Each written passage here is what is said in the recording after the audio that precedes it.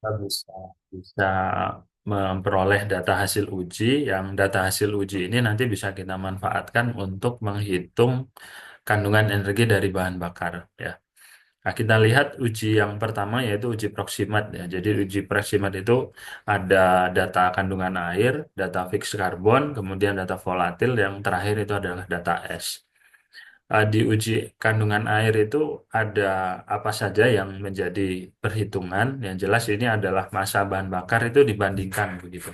Jadi massa bahan bakar sebelum dia diuji dan setelah diuji untuk mengetahui berapa banyak kandungan air yang terevaporasi ya. Kalau kemarin kita diskusi tentang proses pembakaran seperti itu, ada beberapa tahapan ya. Jadi dari bahan bakar yang sifatnya mengandung air, kemudian nanti tahap berikutnya itu adalah proses drying. Nah, proses drying ini adalah proses penguapan ya dari kandungan air yang ada di surface bahan bakar padat itu dari fase liquid menjadi fase gas. Nah, di proses drying ini yang terjadi adalah proses pelepasan surface moisture-nya atau kandungan air dari si bahan bakar tersebut. Nah, kita tahu bahwa semakin tinggi nilai kandungan airnya, maka nilai kalornya itu semakin rendah karena dominan kandungan air ya dibandingkan dengan eh, bahan yang lain. Sehingga bahan bakar yang baik itu tentunya bahan bakar yang kandungan airnya itu sedikit gitu. Jadi kalau kita ingin menghitung persentase kandungan airnya, kita tinggal membagi antara berat akhir dan juga berat awal. Kita kalikan dengan 100. Kemudian berikutnya adalah volatile ya. Volatile ini adalah gas, gas yang sifatnya bisa terlepas ya. Jadi kalau kemarin kita bicara tentang proses drying, pasca proses drying itu adalah proses devolatilisasi, devolatilisasi. Nah, di proses devolatilisasi ini yang akan dilepaskan itu kalau di drying itu adalah surface moisture, kalau di eh, devolatilisasi yang dilepaskan itu adalah inherent moisture. Jadi kandungan air yang ada di bagian dalam dari bahan bakar padat. Kalau dilihat dari suhunya berarti ini di atas 150. Nah, volatil ini nanti akan lepas dalam bentuk gas. Nah, gasnya itu bisa berbagai jenis ya. Kemarin kita sudah lihat ada gas CO, H2, CH4, kemudian H2O. Ya. Dan itu dibandingkan data akhir bahan tadi ketika volatilnya itu sudah lepas seperti itu ya. Ketika volatilnya sudah lepas atau sudah hilang dari si bahan bakar tersebut dan juga masa awalnya. Ya, masa awalnya ini kita bisa bisa bedakan nanti dengan proses yang sebelumnya. Kalau proses sebelumnya itu drying, suhunya 0 sampai 100.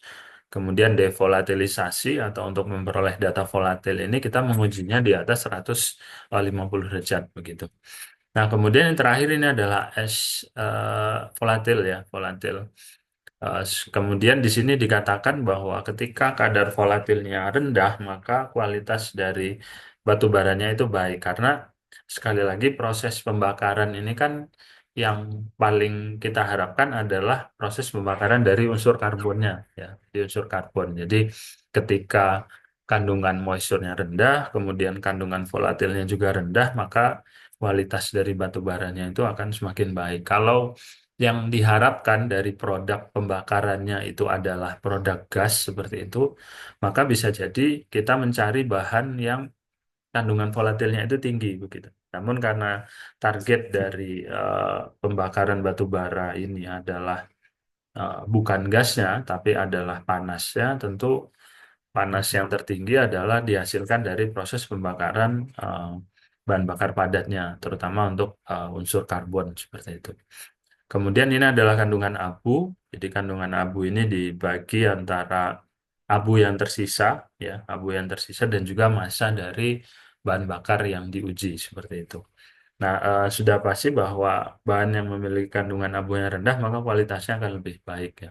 Karena ketika kandungan abunya tinggi, ini mengindikasikan bahwa nilai karbonnya itu rendah dan kandungan abu yang tinggi ini juga bisa berpengaruh terhadap proses pembakarannya yang nanti bisa menjadi abu yang terbang atau fly ash maupun abu yang menumpuk di dasar tungku atau bottom ash. Kemudian yang terakhir ini ada fixed carbon ya. Jadi fixed carbon itu adalah kandungan karbon dari bahan bakar padat ya. Jadi kalau bisa dilihat dari proses yang kemarin yang kita diskusi pembakaran itu setelah proses drying ya. Kalau saya kembalikan lagi ke sini. Nah ini bahan bakar padat, kemudian dia dibakar menjadi bahan bakar kering, setelah dipanaskan menjadi bahan bakar kering, kemudian dia dipanaskan lagi, maka volatilnya akan terlepas begitu ya. Dan yang tersisa itu adalah karbon. Jadi kalau kita ingin menghitung nilai karbonnya, tentu total dari massa bahan kita kurangi dengan massa dari moisturnya, kemudian dikurangi juga dengan massa dari volatil, dan yang terakhir itu adalah massa dari abu seperti itu. Sehingga total dari uh, fix karbonnya itu adalah dari 100% bahan yang masuk dikurangi dengan massa-massa yang tadi sudah kita lihat ya, mulai dari kandungan air, kandungan volatil, dan kandungan abu. Nah, sehingga dari pengujian ini maka kita bisa memperoleh berapa besar masing-masing propertiesnya, baik itu moisture, kemudian fixed carbon, volatil, dan juga terakhir itu adalah kandungan abu. Nah, dari sana kita bisa tahu kualitas dari bahan batu bara tersebut ya. Dan setelah itu kita bisa menghitung berapa banyak gross calorific value-nya atau GCV atau HHV begitu. Kemudian yang berikutnya adalah uji ultimate ya. Jadi ultimate itu untuk memperoleh data karbon, hidrogen, oksigen, nitrogen, dan juga sulfur ya atau CHONS begitu. Nah, berapa persen kadar karbonnya ini eh, nanti dilihat dari prosesnya ya. Jadi ini ada persamaan untuk menghitung persentase karbon, hidrogen, nitrogen. Ada KOH ini adalah katalis ya, katalis yang nanti digunakan pada saat pengujian ultimate-nya. Jadi ada beberapa eh, katalis atau ada beberapa bahan kimia yang dipakai mulai dari KOH, kemudian CaCl2, kemudian NH3 seperti itu. Tetapi prinsipnya kandungan karbon dan hidrogen yang tinggi ini menunjukkan bahwa kualitas bahan bakar itu adalah yang terbaik karena kita tahu batu bara ini kan kandungan utamanya hidrokarbon ya, hidrogen dan juga karbon sehingga bahan bakar yang baik tentu adalah bahan bakar yang memiliki kandungan C dan juga H yang besar. Sulfur ini dihindari sekecil mungkin ya. Jadi bahan bakar yang padat dengan kandungan sulfur yang tinggi itu semaksimal mungkin dihindari atau kita mengupayakan untuk kandungan sulfur yang di yang paling rendah ya. Karena adanya sulfur itu sebenarnya tidak diharapkan begitu. Kita tahu bahwa ketika terjadi proses pembakaran antara bahan bakar dan udara yang bereaksi nanti itu adalah oksigen. Ketika sulfur ini bertemu dengan oksigen, maka dia akan membentuk SO2 ya SO2. Dan SO2 ini kita tahu bahwa dia bisa menyebabkan terjadinya korosi atau karat begitu. Sehingga kita menghindari bahan bakar dengan nilai sulfur yang tinggi. Begitu juga untuk bahan bakar cair ya, untuk bahan bakar cair. Kemudian yang terakhir ini adalah oksigen. Jadi oksigen ini adalah volume fraksi volume yang terakhir dari nilai bahan bakar. Jadi kalau kita ingin menghitung jumlah oksigen, kita mengurangi dari 100% bahan yang diuji dikurangi dengan kandungan yang lain, mulai dari karbon, hidrogen, sulfur, nitrogen, dan es. Apa pengaruhnya jumlah oksigen besar atau kecilnya jumlah oksigen ini nanti berpengaruh terhadap kebutuhan udara untuk kebutuhan oksigen untuk proses pembakaran. Jadi ketika kandungan oksigennya tinggi, maka kita tidak membutuhkan tambahan oksigen dari luar yang lebih banyak ya, karena ke udara untuk oksigen untuk proses pembakarannya bisa disuplai dari oksigen yang dimiliki oleh bahan bakar ya. Namun demikian, karena dia sifatnya adalah persentase volumetrik, tentu yang diharapkan dari bahan bakar tersebut tetap persentase volumetrik dari karbon dan hidrogen yang tinggi. Sementara oksigen itu dia tidak tinggi karena dia bisa disuplai pada saat proses pembakaran begitu. Yang terutama nanti ketika pembakarannya menggunakan udara. Ya. Ada beberapa eh, catatan ya terkait dengan data hasil ultimate yang itu nanti kita perlu pahami ketika kita memperhitungkan atau melakukan pemilihan bahan bakar ya bahan bakar. Kita lihat yang pertama ketika kandungan karbon dan hidrogennya itu tinggi ya maka ini bisa atau baik untuk nilai kalor dari bahan bakar tersebut ya dari bahan bakar tersebut. Namun demikian eh, hidrogen ini juga atau kandungan hidrogen ini juga akan bisa terrilis atau bisa terlepaskan pada saat proses devolatilisasi ya pada saat proses devolatilisasi. Nah, dengan demikian untuk melepaskan di proses devolatilisasi itu kita membutuhkan energi yang lebih besar. Dengan demikian hidrogen yang tinggi pun sebenarnya tidak memberikan dampak yang baik terhadap proses pembakaran. Jadi kalau kita kembalikan di proses pembakaran yang ini, di sini kan ada proses drying, devolatilisasi, kemudian proses burning ya atau char burning.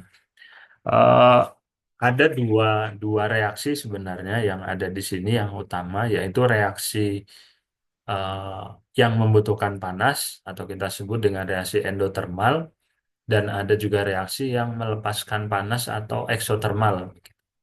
Nah, reaksi devolatilisasi dan juga reaksi drying itu adalah reaksi yang sifatnya endotermal atau membutuhkan panas.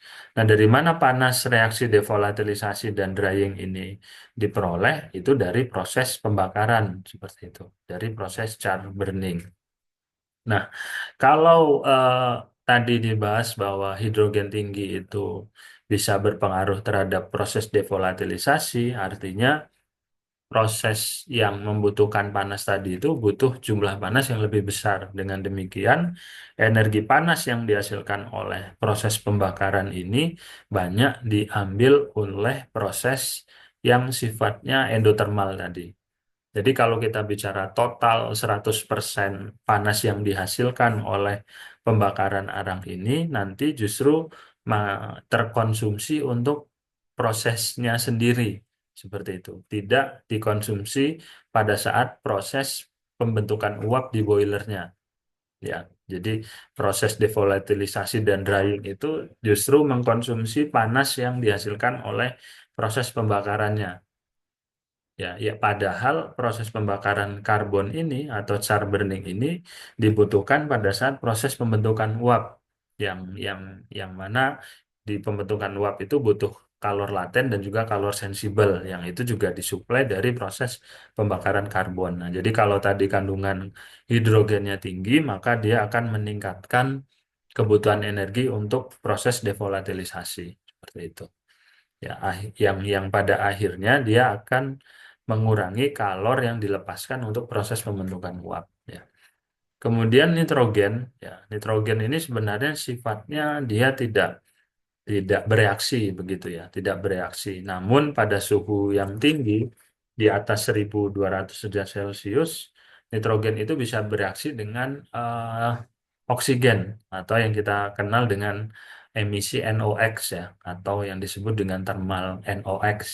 Nah, ini juga berbahaya ya untuk lingkungan. Dengan demikian maka kandungan nitrogen itu sebenarnya juga tidak sebisa mungkin eh, yang kecil. Tapi kalau kita menggunakan oxidizernya itu udara seperti itu, maka nitrogen itu pasti jumlahnya 71% dan itu sangat besar ya.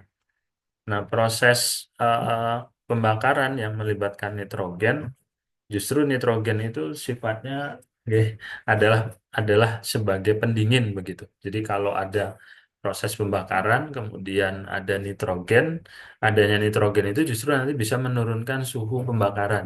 Ya. Jadi kalau kita ditanya mana yang lebih baik pembakaran menggunakan oksigen atau menggunakan udara, pastinya kita menggunakan oksigen karena tidak ada kandungan nitrogennya. Kalau kita menggunakan nitrogen di dalam bahan tersebut, di proses pembakarannya ada nitrogennya, maka dia nanti akan mengurangi suhu pembakaran karena dia menyerap energi panas ya.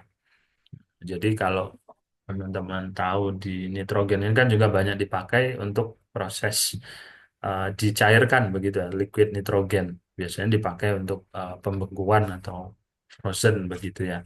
Atau nitrogen cair mungkin beberapa kita sudah tahu. Kemudian sulfur berikutnya. Jadi sulfur ini sifatnya tidak diharapkan begitu. Jadi kita tidak menginginkan ada sulfur di apa di proses pembakaran ya, tidak menginginkan sulfur di proses pembakaran, maka sebisa mungkin kan sulfurnya itu ditekan. Jadi kita tahu bahwa dia sifatnya corroding ya, bisa menimbulkan karat. Nah, kemudian oksigen tadi juga sudah dibahas bahwa dia bisa menurunkan nilai kalor. Eh, dan berikutnya ternyata oksigen yang tinggi itu juga menyatakan bahwa dia mengindikasikan adanya inherent moisture yang besar. Jadi kalau kemarin ada surface moisture, kemudian inherent moisture, berarti kalau kita bicara proses pembakarannya, inherent moisture ini akan lepas pada saat proses devolatilisasi. Ya. Jadi dengan demikian devolatilisasi, kenapa dia lepas di devolatilisasi dan bagaimana devolatilisasi tersebut kan proses yang membutuhkan panas. Jadi sama dengan hidrogen dan juga eh, oksigen ya dia butuh dipisahkan dan ketika proses devolatilisasi ini butuh panas yang lebih besar maka akan menyebabkan eh, panas pembakaran karbonnya itu terserap oleh proses devolatilisasinya ya. Sementara panas dari pembakaran karbon itu sendiri dibutuhkan untuk proses pembentukan uap ya. Kemudian kemarin kita juga sudah membahas tentang bahan bakar yang sekunder, jadi ada primer dan juga sekunder seperti itu ya. Jadi kalau primer itu adalah bahan bakar utamanya, kalau yang sekunder itu bahan bakar yang utama yang diturunkan seperti itu. Jadi kalau dari kayu itu menjadi arang untuk mendapatkan unsur karbonnya, sementara dari batu bara itu nanti dia menjadi coke ya, atau di dalam bahasa Indonesia itu kita menyebutnya sebagai kokas ya.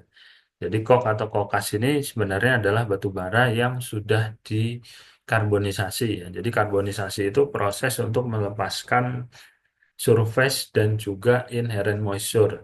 Ya, berarti karbonisasi itu proses pemanasan yang nanti akan melepaskan akan terjadi dua proses ya, berarti proses drying dan juga proses devolatilisasi, sehingga nanti akan dihasilkan itu adalah karbon murni atau fixed karbon murni.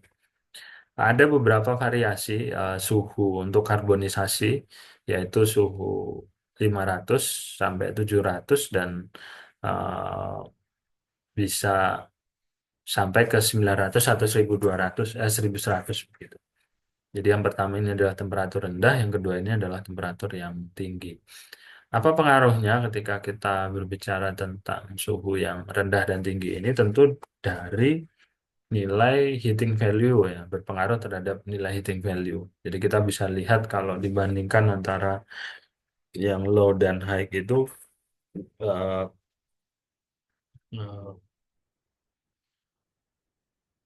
LHV-nya terutama karena suhu yang tinggi ini kan bisa melepaskan jumlah surface dan inherent yang lebih besar seperti itu. Semakin banyak volatilnya yang dilepaskan dari bahan bakar tersebut, maka dia akan semakin murni nilai karbonnya. Ya, jadi even dia sudah menjadi karbon, sebenarnya dia juga masih memiliki kandungan volatile atau inherent moisture. Karena inherent moisture itu dimulai di 150 ya sampai dia mendekati proses pembakaran. Jadi kalau suhu pembakaran itu bisa di 700 sampai 1100 seperti itu, maka proses pelepasan volatil itu setidaknya dari 150 sampai maksimum di 600 atau 650 derajat Celcius. Ya, kalau ini belum mencapai suhu tersebut, maka inherent moisture itu masih dimungkinkan untuk tertinggal. Nah, ini juga pada akhirnya akan mengurangi nilai kalor dari bahan bakar. Ya. Nah, ini dari fixed karbonnya. Jadi kalau kita membandingkan ya, katakanlah kita punya coal yang nilai fixed karbonnya itu adalah 64,2 ya, yang belum diapa-apakan atau yang sebagai bahan bakar primer begitu. Kemudian kita karbonisasi atau kita rubah menjadi coke dan itu nilai karbonnya bisa bernilai 90,49 karena dari dalam volume yang sama atau dalam jumlah yang sama eh, surface dan inherent moisture-nya itu sudah tidak ada lagi sehingga yang tersisa itu adalah hanya kandungan karbon. Jadi kalau kita membandingkan nilai kalor pada saat perhitungan gross calorific value-nya maka dia akan menghasilkan bahan bakar dengan kandungan energi yang lebih besar seperti itu. Kemudian ini juga untuk aplikasi metalurgi, tapi mungkin kita tidak terlalu bahas ya. Ini adalah proses pembentukan coal-nya. Ini proses karbonisasinya ya. Jadi menggunakan tungku kita tidak terlalu pelajari. Ya, intinya proses pembentukan coal ini atau merubah dari bahan bakar primer coal kemudian menjadi bahan bakar sekunder menjadi coke atau fokas itu adalah proses karbonisasi ya karbonisasi itu melibatkan dua proses yang pertama proses drying dan juga proses devolatilisasi yang sama-sama kedua proses ini membutuhkan panas seperti itu jadi ketika jumlah kandungan volatile dan juga surface dan inherennya tinggi, maka kita membutuhkan suplai panas yang lebih besar seperti itu. Ya, kemudian berikutnya jenis bahan bakar yang akan bisa digunakan itu adalah bahan bakar berbasis bio seperti itu atau yang kita sebut sebagai biofuel. Jadi kalau kita bicara biofuel ada bio dan juga fuels. Berarti bio ini adalah sumbernya, fuels ini adalah produknya. Nah, bio berarti sumber bahan bakarnya itu dari bahan yang diperoleh dari bahan bakar yang tersedia di permukaan begitu. Kalau yang kemarin kita lihat batu bara itu adalah di bawah permukaan, maka kalau bio ini adalah di atas permukaan ya, terutama yang berasal dari tanaman, kemudian diperoleh dari tanaman ini nanti bisa yang sifatnya limbah maupun ya, sumbernya itu dari bahan bahan pokok ya. Ya, karena kita lihat seperti biofuel ini juga ada yang basisnya sebenarnya dari bahan makanan. Misalnya seperti biodiesel ya. Biodiesel itu bisa diperoleh dari konversi CPO atau dari minyak kelapa sawit seperti itu. Kemudian etanol ini juga bisa diperoleh dari bahan makanan ya yang dilakukan proses fermentasi. Kemudian untuk biosource-nya atau sumber biofuelnya itu bisa dari biomasa. Ya. Dari biomasa, baik itu biomasa yang berupa biomasa limbah maupun yang berasal dari bahan makanan. Nah, tetapi untuk yang saat ini, yang tren saat ini itu kita masih berlomba dengan bahan bio tapi untuk makanan istilahnya itu adalah food waste begitu. Jadi ketimbang dia dikonversi sebagai bahan bakar atau biofuel sebenarnya dia lebih lebih bermanfaat ketika dikonversi menjadi eh, bahan pakan atau bahan makanan ya, baik itu untuk manusia maupun untuk makhluk hidup yang lain. Karena nilai manfaatnya lebih besar. Maka ketika kita bicara biofuel kebanyakan sumbernya itu bukan yang dari pokok. Misalnya kalau etanol itu adalah tebu. Tebu itu nilai ekonominya akan lebih besar ketika dijadikan sebagai bahan makanan gula misalnya. Walaupun tebu itu sendiri bisa dijadikan sebagai etanol. Namun demikian, karena kebutuhan makanan itu porsinya lebih besar dari bahan bakar, maka untuk energinya ini mengalah dulu. Kita mencari sumber energi yang lain. Nah, bagaimana proses konversinya? Ya, proses konversi dari bahan bakar dari bahan bio ini menjadi fuels, ya, baik itu padat, cair ataupun gas, ya. Kalau padat tentu biomasa itu bisa langsung dibakar ya, bisa langsung dibakar, ditungku seperti itu.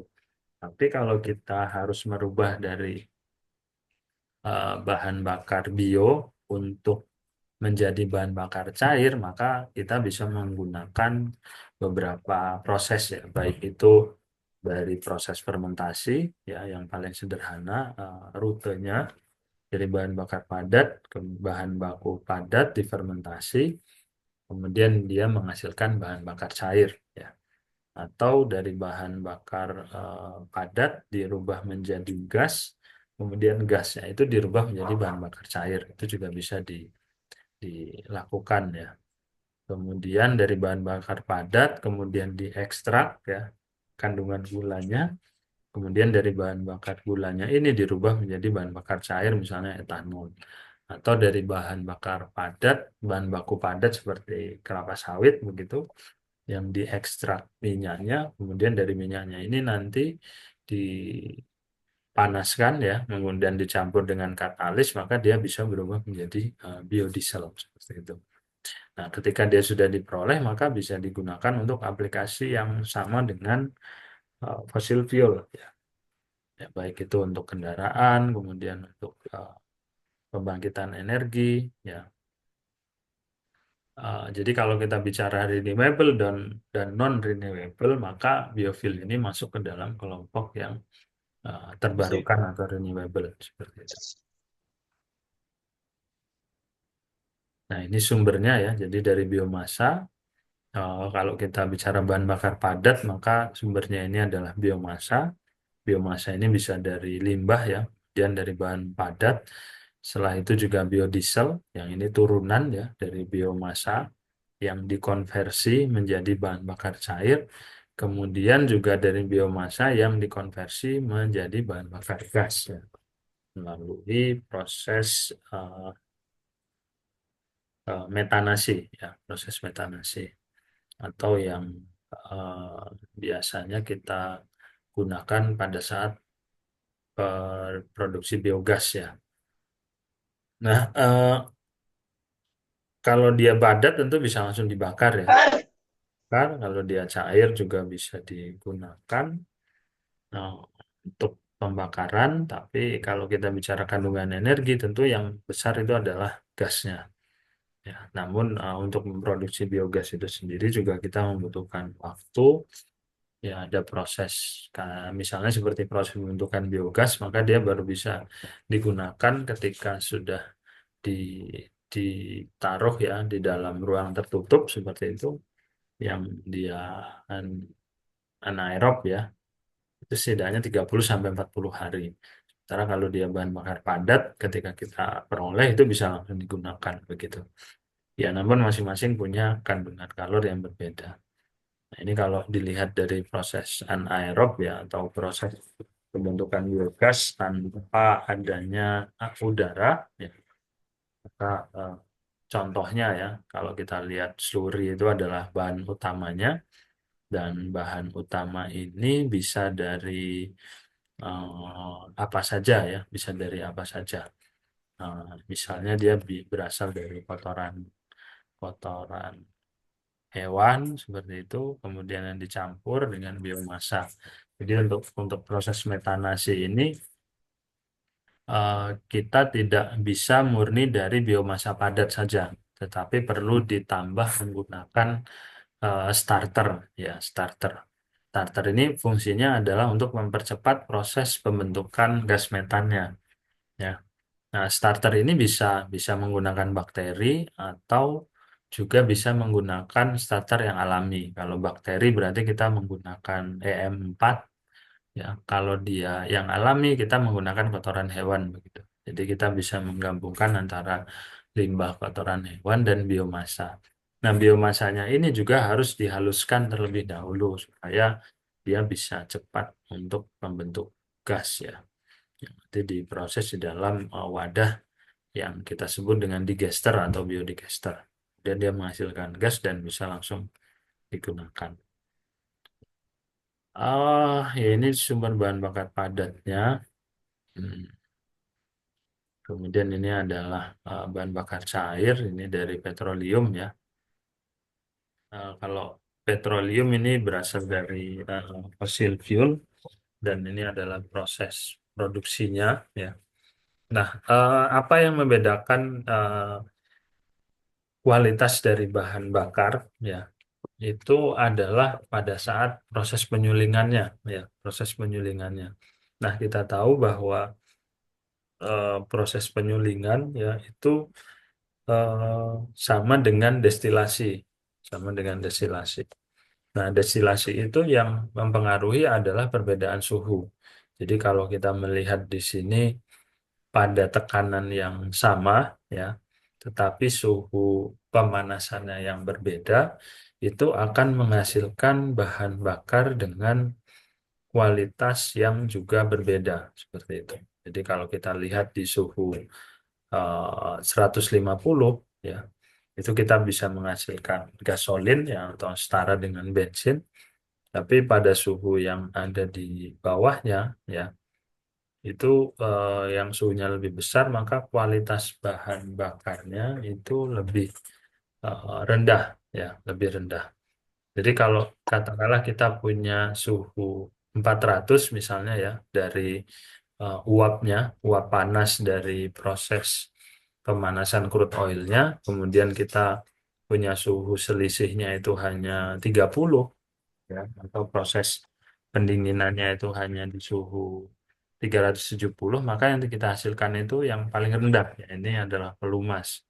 Tapi ketika kita bisa menghasilkan perbedaan suhu 100 derajat Celcius, itu bisa menghasilkan bahan bakar diesel, kemudian selisihnya 200 derajat Celcius ya antara suhu masuk dan suhu pendinginan, kita bisa menghasilkan bahan bakar sekelas kerosin.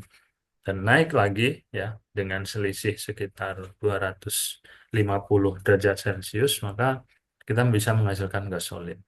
Jadi intinya semakin jauh perbedaan suhu antara bahan yang didinginkan dan fluida yang didinginkan dan fluida pendinginnya, maka kita bisa menghasilkan kualitas bahan bakar yang semakin baik begitu. Jadi kalau selisihnya itu sedikit, kualitas bahan bakarnya rendah, dan ketika selisih suhunya itu jauh, maka kualitas bahan bakarnya lebih baik. Nah, ini biasanya kalau yang di industri konvensional itu misalnya kita melakukan proses pirolisis plastik begitu ya. Kan prinsipnya sama. Jadi plastiknya itu kita panaskan, kemudian dia menghasilkan uap. Nah, uapnya itu kita kondensasi. Nah, ketika kita menggunakan perbedaan suhu pada saat proses kondensasinya, itu kita akan mendapatkan jenis bahan bakar yang berbeda. Nah, perbedaan suhu ya ditentukan oleh seberapa banyak selisih antara fluida yang didinginkan dan fluida pendingin. Ya, seperti itu. Konsepnya seperti itu. Ini destilasi, kita bisa lihat ya komposisinya. Eh, C1, C5 itu adalah rantai karbonnya ya, rantai karbon. Jadi kita bisa melihat bahwa eh, ini bisa di diperoleh dengan memvariasikan suhu proses destilasi. Mungkin kita nggak perlu bahas proses cracking dan yang lain ya. Hmm, oke. Ini bahan bakar gas ya. Eh, Beberapa keuntungan ya bahan bakar gas. Nah, bahan bakar gas itu ada yang banyak ya, banyak digunakan itu ada LPG, kemudian juga ada CNG ya. Kalau LPG itu adalah gas petroleum yang dicairkan, ya. Kalau CNG itu adalah gas alam yang disimpan dalam tabung bertekanan begitu atau kompres natural gas. Kalau LPG ini adalah petroleum gas, ya. Sementara CNG itu adalah natural gas yang dikompres. Kalau LPG dia liquid, ya. Sementara kalau CNG itu dia masih dalam berbentuk gas. Nah, ini natural gas. Jadi kalau kita lihat uh, jenisnya ada LPG, kemudian ada NG atau natural gas. Nah, kalau CNG itu adalah gas alam yang dikompres. Jadi dari natural gas kemudian dia dikompres menjadi kompres natural gas. Nah, ini ya ada CNG. Jadi ada LPG, kemudian ada CNG. Nah, kalau kita bicara tentang keamanan, maka CNG ini lebih aman dibandingkan dengan LPG karena eh, tekanan kerjanya ya tekanan kerjanya itu lebih rendah dan juga sebenarnya nilai kalorinya juga lebih rendah ya. Tapi di industri itu yang banyak digunakan adalah CNG karena harganya lebih murah. Kalau petroleum gas itu kan harus didestilasi dulu ya, didestilasi dari minyak bumi, kemudian didestilasi menghasilkan gas, gasnya dicairkan. Sementara kalau NG atau natural gas itu ya dari gas alam, kemudian dia langsung disimpan di tabung bertekanan ya, atau di uh, kompres seperti itu. Kita sebut dengan kompres natural gas. Jadi kenapa dia bisa lebih murah sebenarnya karena proses uh, pembentukannya atau proses untuk menghasilkan CNG-nya itu tidak panjang rantainya seperti ketika kita membuat petroleum gas. Ya. Kemudian ini adalah gas dari batu bara ya. Jadi sebenarnya ini adalah batu bara yang dirubah ya dari solid menjadi gas. Jadi berbeda antara gas alam ya. Gas alam kalau gas alam itu natural gas itu memang betul-betul dari lapisan bumi, kemudian eh, gas dari LPG itu adalah dari minyak bumi. Kalau ini adalah gas dari batu bara, ya, atau yang disebut dengan coal gas. Nah, ada lagi sebenarnya gas dari biomasa, ya, biomasa padat itu yang disebut dengan producer gas atau syngas begitu. Jadi producer gas atau syngas ini adalah gas yang diproduksi dari bahan padat, bisa dari eh, batu bara atau juga dari biomasa, ya. Oh, roket ini bahan bakar solid. Ini proses pembakaran ya. Mungkin kita tidak membahas.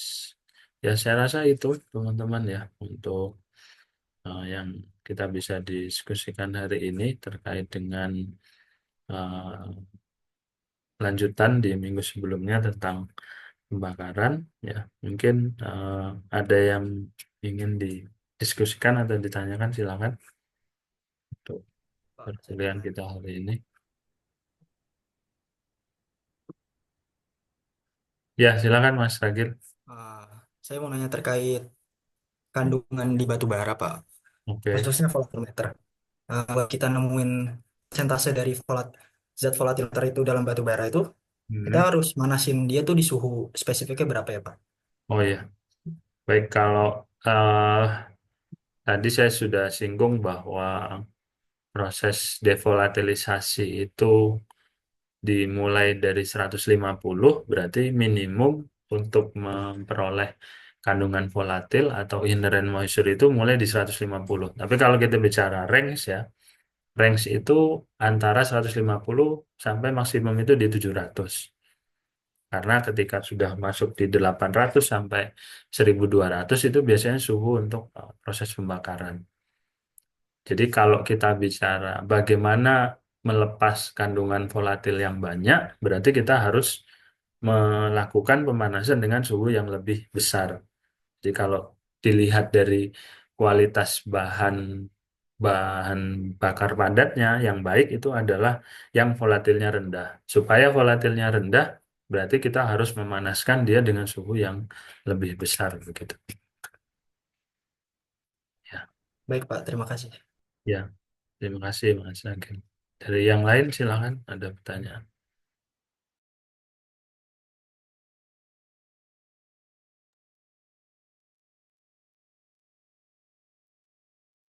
Mungkin saya sambil absen ya. Muhammad Emerald ada?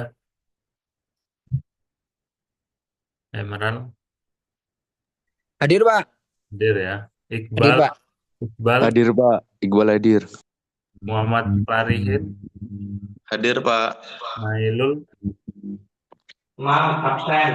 absen ya. Putra Ardi Wardana, Fahrul Riza,